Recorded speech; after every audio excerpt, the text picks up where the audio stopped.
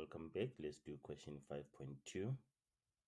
The graphs of g of x is equal to 2x plus 6 and the inverse of g are shown alongside.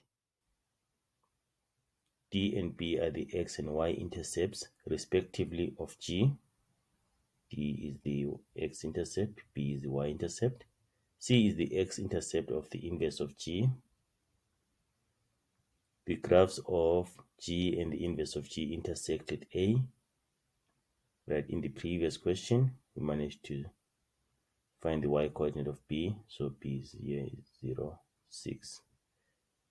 Right, determine the equation of the inverse of g in the form the inverse of g is equal to mx plus n.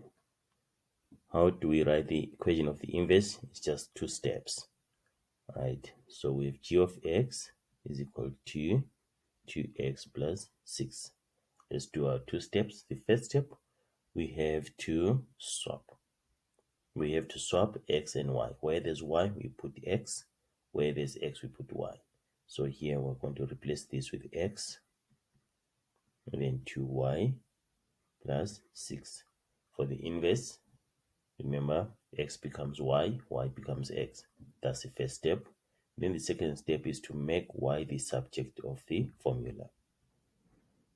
So we can bring 6 this side, becomes x minus 6 is equal to 2y. We can write it like this, say 2y is equal to x minus 6. Then divide everything in the equation by 2. Y is equal to 1 over 2x minus 3. That's the equation of the inverse. You can say therefore the inverse of g is equal to 1 over 2x minus 3.